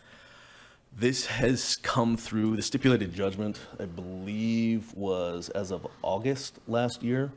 That was when it was executed, July, August. I may be off on that. But to answer the question, I think we're going to have, this was all tied into the adoption of the housing element, the update to the density bonus ordinance, and the update to this section. There were specific things. The other items, the density bonus was a simpler item, I'll be very frank, so that did proceed earlier. The housing element really was the dominant item through this whole process, and really took all of the time. So unfortunately, it did not leave us as much as we would have perhaps preferred. And I understand that, and I also understand the shortage of staff. My concern is rushing through a project where we could zone other areas in the city instead of just concentrating in one area. And how you said, I understand you said that would take a longer time. How long would that take? I can't put an exact fine point on that, just because any consideration of new zoning districts, new land uses would really, get tied up into the overall project. As it is, the timeline we're on for completion of the general plan update, the development code, the downtown plan, and the associated smaller projects is roughly the end of this year, first quarter of next year. That would put us well past the judgment. The other thing that I do just want to clarify again, because I may have said this quickly, is as it is right now, this is not written in any way that would all of a sudden concentrate shelters within any specific area of the city. As it is right now, you can come in, you can develop one by right, just going through staff, through kind of a ministerial, process for our design review, and then through the appropriate building permits in all of the industrial and heavy commercial areas within the overlay as it is written today. Likewise, you could come in and propose to develop a shelter in all of the properties and additional properties in the CR2, those that we have now excluded because they've been developed with other uses. You can come in right now and submit an application to do that. It would be a conditional use permit application, so it would not be a guaranteed item. That would have to come through the body here. But it's already an area that identifies them and has considered the development of there. So what we're doing, again, is not saying we only want them here versus over here. It's we're sticking to the exact same properties that could be developed today, simply modifying the permitting structure for it. So the other locations would not have a modified permitting structure? The other locations that are in the shelter overlay already permit them by right. So there's no need to modify that. We would simply be making the permitting requirements in the downtown consistent with those elsewhere in the city. Understood, thank you. Yes. Go ahead. One more question, I'm sorry. No, go ahead, Commissioner. Is there like a GIS map online that would show, well, you said it could be anywhere, right? Oh, within the industrial zones. So on our interactive map, I know it's on our internal. I don't regularly use the public one, but it should be on there as well. And I could, we could confirm. There is an overlay layer that we can bring up that does identify them. Okay. The areas, as I recall, and I don't have the exhibit in front of us this evening, there's some areas over off of Baseline, kind of on the west end of town. There's some parcels identified actually in the broad area along Rialto off of Rancho, in the general neighborhood of the previous project. There are properties down, I believe it's Gardena, just off of east of Waterman, south of Redlands Boulevard, kind of backed up in there. There's some property along South Waterman, kind of a little bit above Central. And then, forgive me, there's one other area, and I think it's escaping me, but they're broken out, again, primarily in the industrial blocks. Thank you. You're welcome. I have a couple of questions. First one was, so on this overlay map that we have emergency shelters, we identified roughly 15 parcels. For these parcels, are they existing structures or vacant properties, or what, the majority of these, what's the condition? So I do want to clarify, it's roughly 15 sites. Many of those are comprised of multiple parcels, and that's kind of how they're grouped roughly on the first page of that supplemental exhibit. All of the properties right now on that list are vacant properties. We did go through and confirm that, and that is something that had to be considered, again, as part of the requirements for compliance with the legislation. If they were developed properties, there had to be additional analysis done as to how they would potentially be converted. So it was a simpler path to stick to just vacant properties that wouldn't have any, kind of any hindrance in development. And fortunately, because we were able to identify more than enough vacant land, we didn't have to include anything with the structure. Okay, and the next question is, how does this overlay of these emergency shelter overlay parcels relate to the homeless shelter grant funding that we just received for the city?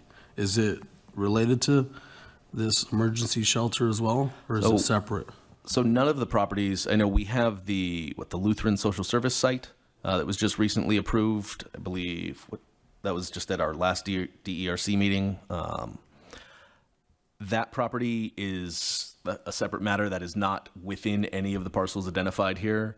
And likewise, the city is working on its navigation center, which would provide a significant number of beds for the unhoused. That's over off of 6th Street, east of Waterman.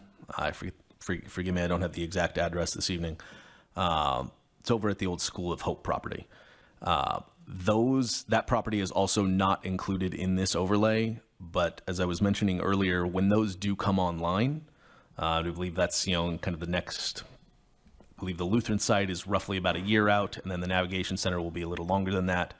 When those come online, those would provide additional beds that would allow us to reduce, immediately reduce that unhoused population, which would in turn reduce the amount of property that we have to designate within our overlay. So that would go to what I had mentioned for Commissioner Flores about potentially coming back and, reassessing where some of these properties may be or how much we would need to consider. Okay, and then the next question I had is, I know we received a letter for item number 6. I just wanted to know if staff considered that or had any concerns with the letter. Yes, no, thank you. I would like to respond to that. We did receive this yesterday. This party, just for clarity, is one of the parties that we have been working with through the Housing Element Project, the Density Bonus Update, and they are a party to the stipulated judgment. So we've continued coordination with them through these kind of remainder items.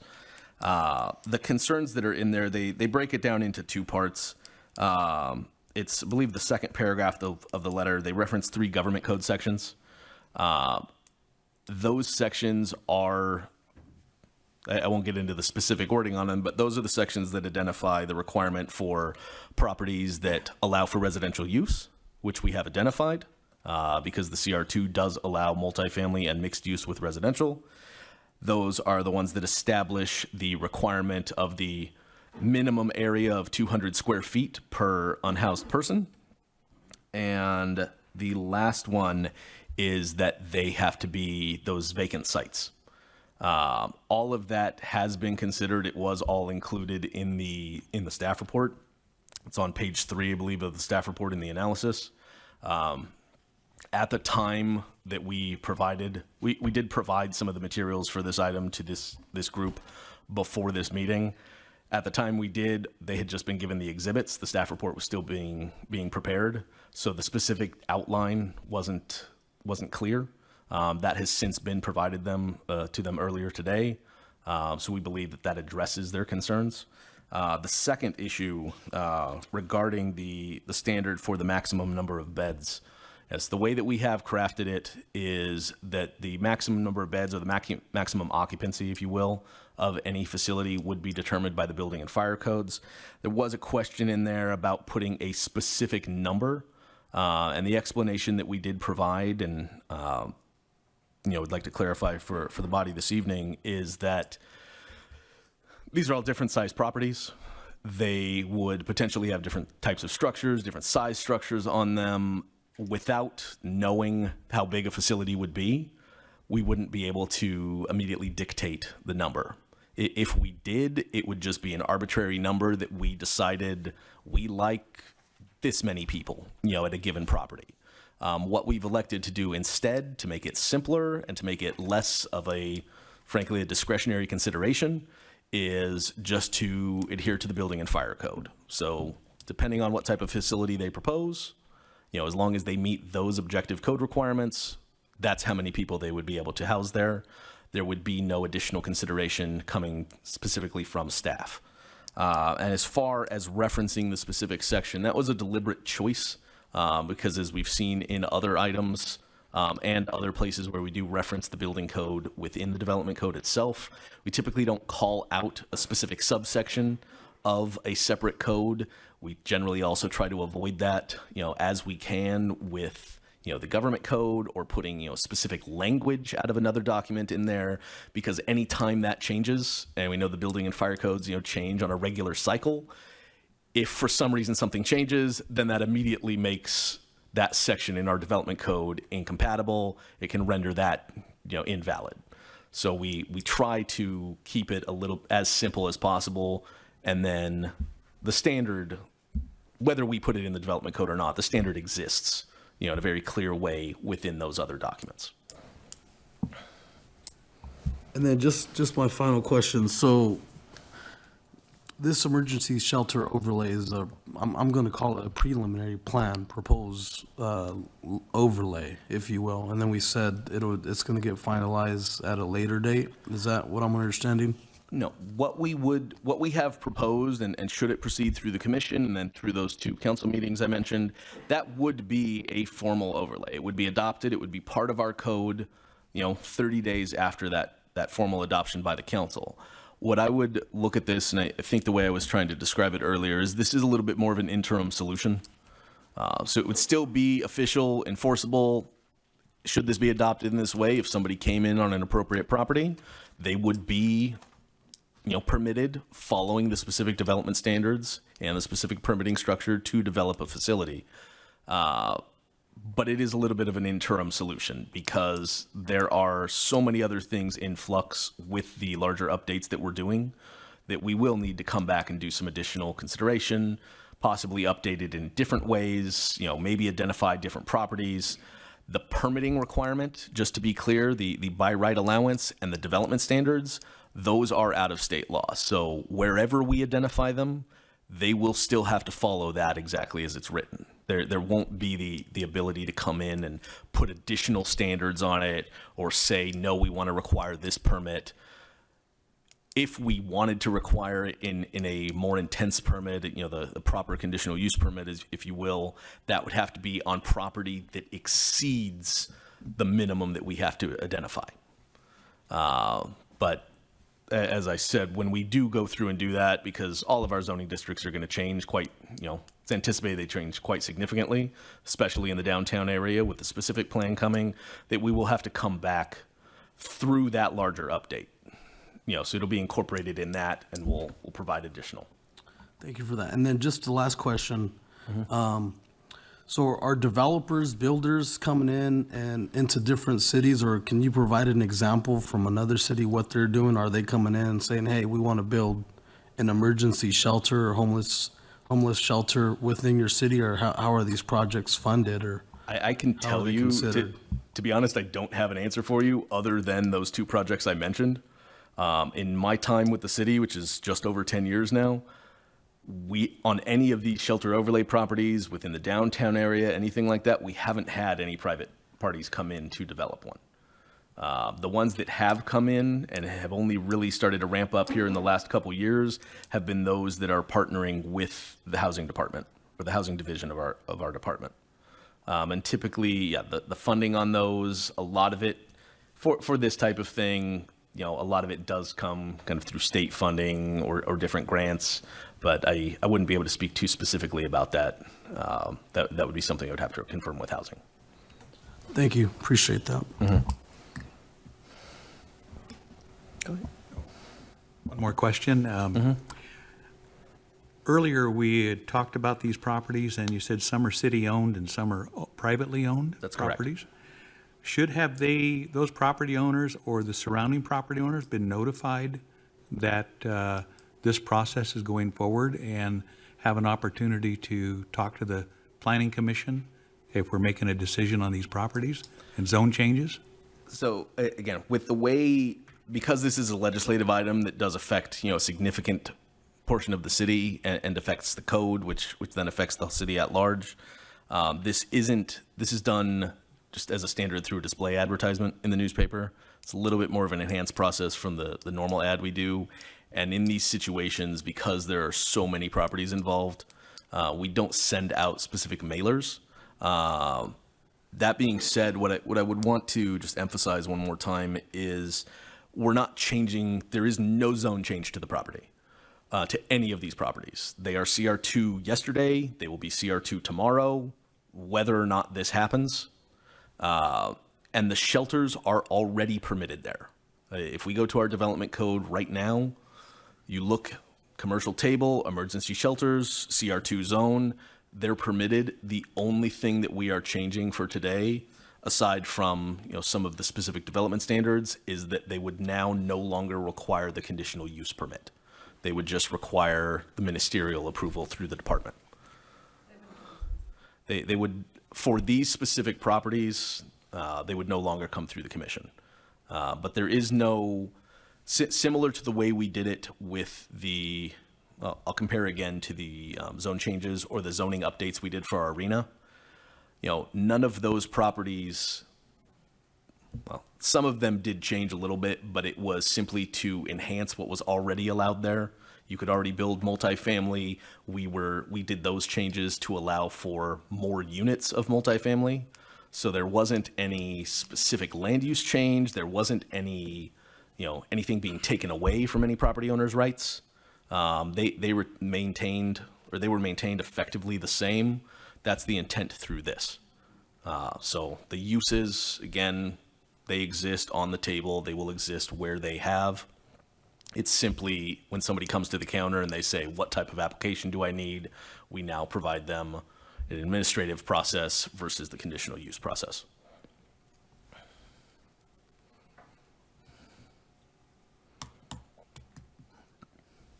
For clarification, we're approving these broadly, generically as shelters. They would not come back to this body for approval as a shelter where they would have had to come back to this body before. Like if this item is approved, Yes.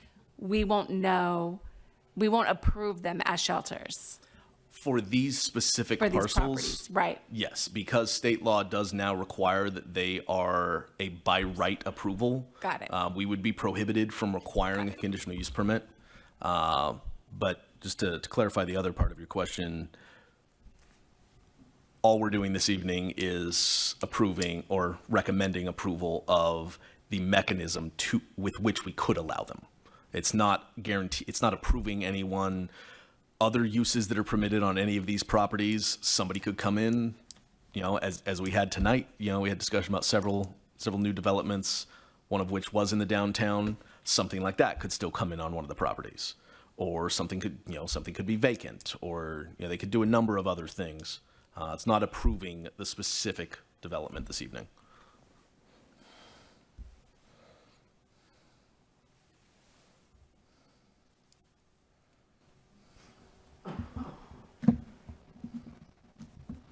I have a comment.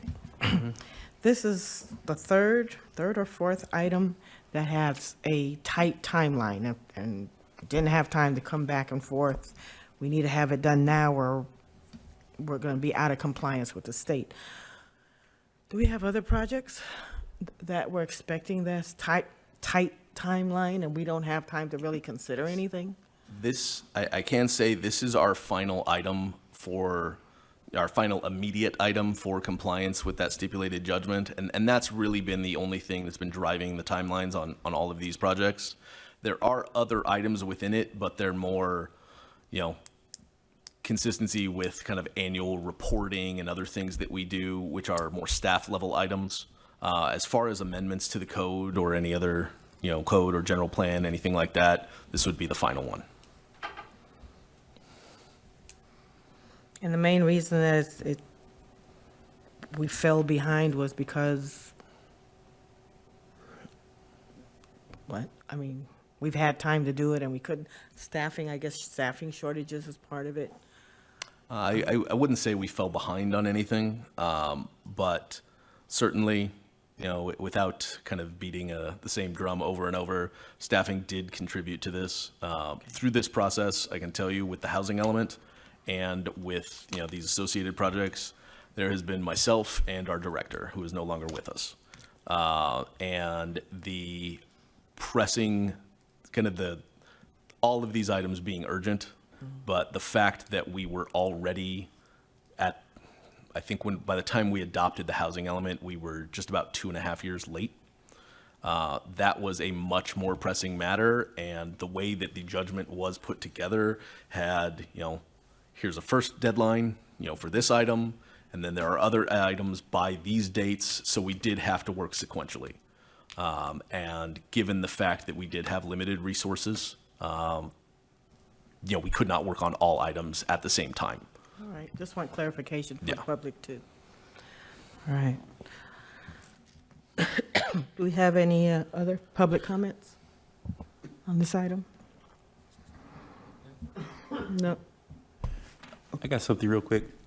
I've been wrapping my head around all this information and also multitasking by reading the Assembly Bill 2339.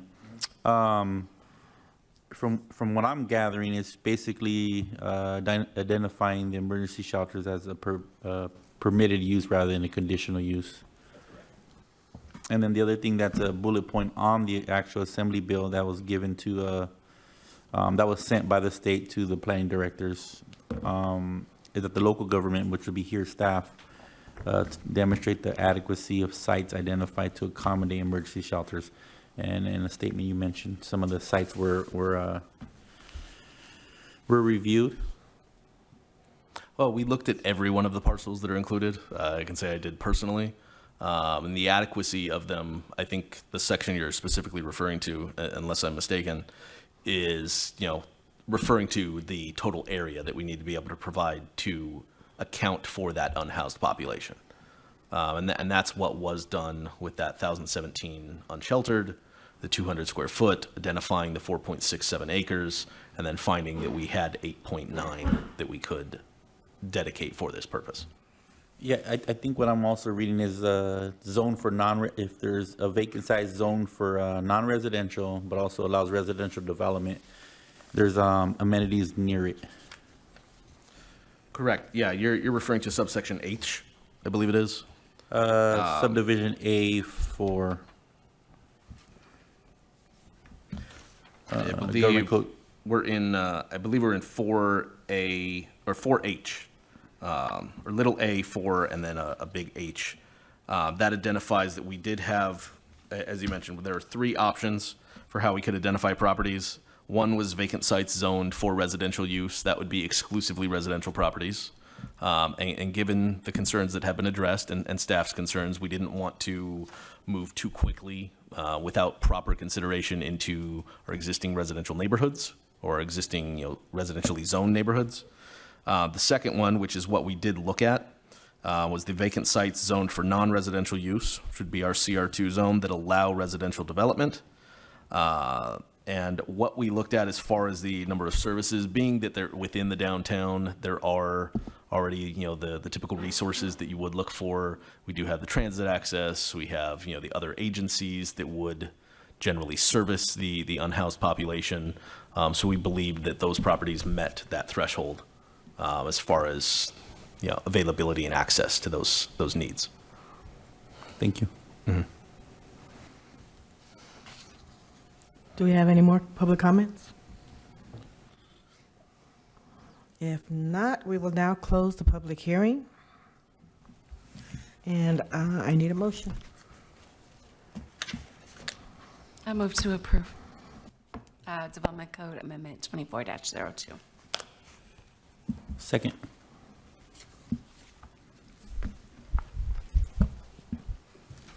Chair Armstead? Vice Chair Creel? Commissioner Ivan Garcia? Yes. Commissioner Flores?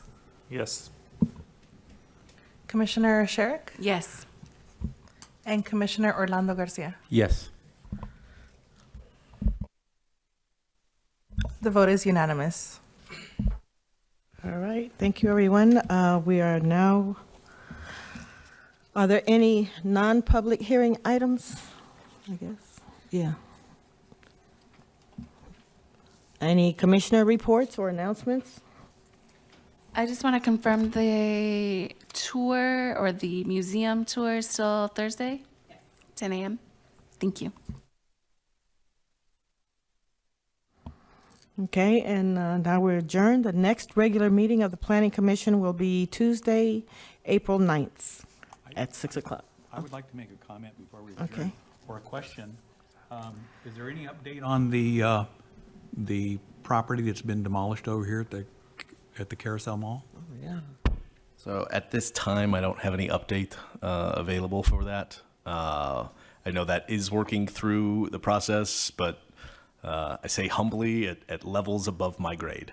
So when we do have that, and certainly when we do bring on our more management staff, we can work to provide that. No, excuse me. I do just want to make a couple quick just announcements on our end. As it is right now, we do know Mary Lanier, our interim director for the last 8-9 months, did leave us as of the February 21st meeting. That was the meeting when we were able to take our density bonus and housing element through. We do have a new director that's coming on. I do not have a name to say publicly just yet, but it has been basically relayed to us that they will be starting next week. So we're excited about that. Hopefully that will help. And then similarly, we do have 2 new planners that we've brought on since the last meeting.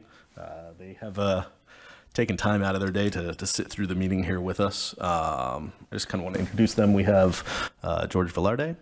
He was brought in as an associate planner. And then we do have Christian Callison. He was brought in as an assistant planner. They've been a great addition to the team so far. We've I don't know how many projects we've put on their desk, but they've they haven't shied away from it, which has been great. And with the discussion as we had earlier, given staffing and certain items, it's a big boon for the department, and hopefully will allow us to start bringing more projects through the commission and our other meetings, and getting some development moving again. So we're very happy about that. Okay, as your director's report, maybe that was it. That's really it. Yeah. Okay, and I guess we're officially adjourned. All right.